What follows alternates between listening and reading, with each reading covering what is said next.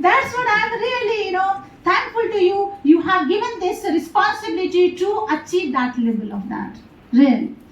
तो चूलपंथक महापंथक दोनों भाई में देखिए क्या है कि महापंथक बहुत अच्छे जानकार होते हैं और बुद्ध जो है जब भी उनको कहते हैं तो भिक्षुओं को संबोधित करते हैं अच्छे जानकार, लेकिन बेचारा जो चूलपंथक होता है उसको छोटे छोटे गाथाएं भी दी जाती है, वो याद ही नहीं कर पाता। And he feel so same. भिक्षु लोग भी बात बनाते थे कि भिक्षु भी कहाँ से आए, अपने समाज से ही गए ना, अभी तक वो अरहत नहीं बने हैं, केवल वो चीवर धारण किए हैं, लेकिन उसमें इम्प्योरिटी तो अभी भी है ना, जो अभी भी आसक्तियां के हैं और कुशल धर्म का जो है हम प्रभाव के हैं उससे तो मुक्त नहीं है। Still they are on the process, अभी भी जो है क्लींज नहीं हुई है, क्लींज होने की प्रक्रिया में है वो।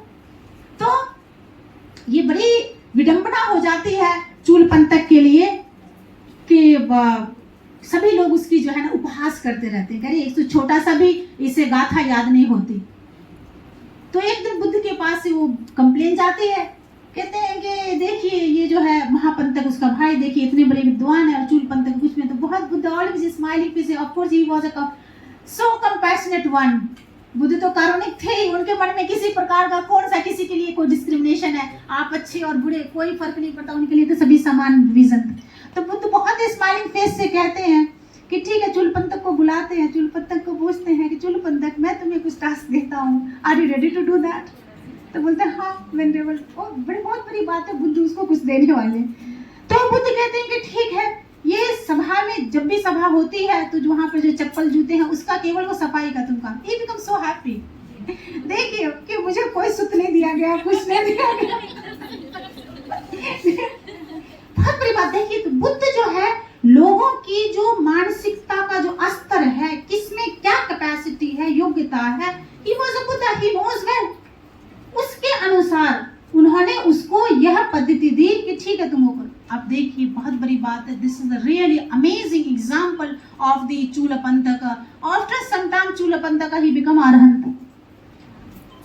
देखिए कि वो धीरे धीरे से वो चप्पलों को साफ करता था, गंदगी को साफ करता था, और उस गंदगी की सफाई करते करते उसने ये समझा कि how to cleanse our own mind, how to make balance in this worldly life. उसने क्या संतुलन सीखा, उसने शुद्धिकरण सीखा, और वो फिर क्या था, जब जैसे आप अनासक्त हो जाते हैं इस संसार से, आप उस अवस्था को प्राप्त कर चुके, आप उस ज्ञान को प्राप्त कर चुके जो परम ज्ञान है। क्या है? प्रज्ञा, विजडम। और विजडम क्या है? अमल प्रज्ञा है। वहां पे किसी प्रकार का मल नहीं है, मल नहीं है ना, अमल प्रज्ञा है वो, उसको प्राप्त कर ले। जब ये बात पहुंची तो सभी को बड़ी आश्चर्य, तो तभी उसके लिए सहस्रवग का मैं उदाहरण दूंगी। सहस्रवग में वही बात है कि आप बहुत सारे सूत्रों को जानते हैं लेकिन अपने जीवन में उसका आचरण में नहीं है, तो उसका कोई भी आपको लाभ नहीं होने वाला। जैसे महापंथक बहुत ज्यादा जानकार थे, लेकिन जो है जानकार होने के साथ साथ जो है ना अहंकार था।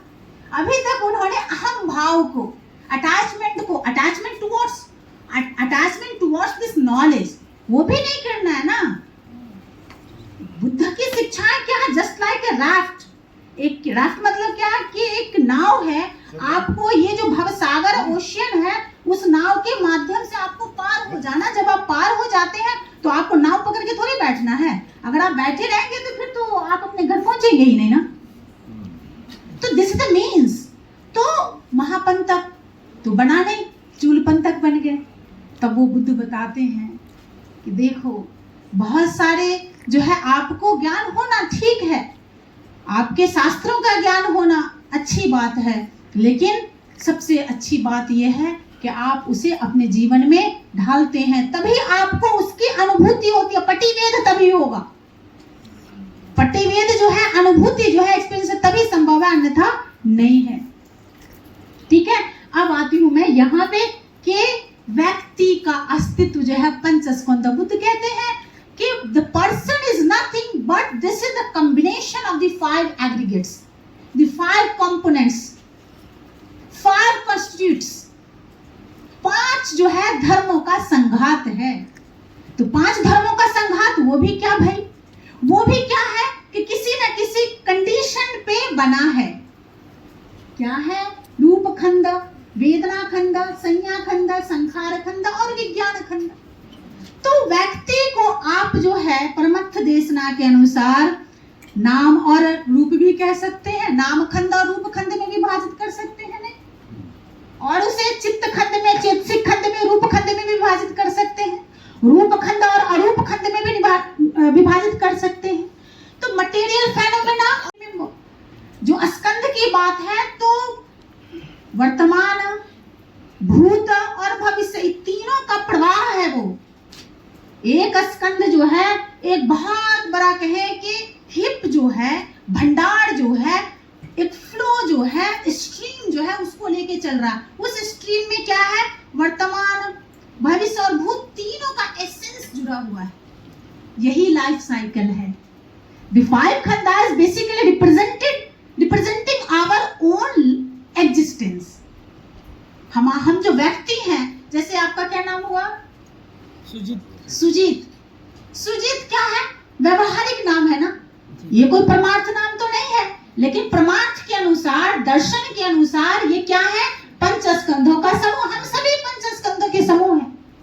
और ये पंचस्कंध का निर्माण किस प्रकार से हुआ? पटिसमुप्पाद में आप लोग सभी जानते हैं। क्या बताइए? अविद्या पच्चा, संखारा, संखारा पच्चा, विज्ञान, विज्ञान पच्चा, नाम रूप, नाम रूप पच्चा, सदायतन, सदायतन पच्चा, पस्सा पच्चा, वेदना, वेदना पच्चा, तन्हा, तन एंड सो ऑन। इस तरह से आप देखिए, फिर भव, जाति, जरा, मरण, फिर भव, constantly life cycle is continuing. ये कौन? आपका वही संखार, आपका किया हुआ जो कर्म वही बार बार लेके जा रहा है ना आपको। तो ये क्या है? इसमें आप देखिए, इस फ्लो में रूप खंड है, ये शरीर जो है बार बार आ रही है, शरीर का निर्माण कर रहा है ना वो। आपके द्वारा जो किए गए जो वॉल्यूशनल एक्टिविटीज हैं, मेंटल एक्टिविटीज हैं, basically they are acquiring, collecting your कुशल एंड अकुशल कर्मस फोर्सेस। कर्म का वो फोर्स है, बल है, जो आपको इस जीवन से फिर दूसरे जीवन में पदार्पण करता है, फिर उस जीवन से दूसरे